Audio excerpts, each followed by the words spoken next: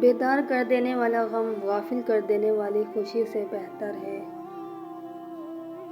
دنیا میں سب سے کم سچائی اور امانت اور سب سے زیادہ جھوٹ اور خیانت ہے۔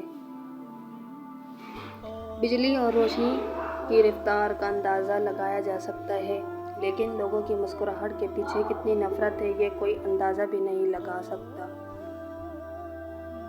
نہ جانے کیوں ریت کی طرح ہاتھوں سے نکل جاتے ہیں وہ لوگ جن کو ہم زندگی سمجھ کر کبھی کھونا نہیں چاہتے۔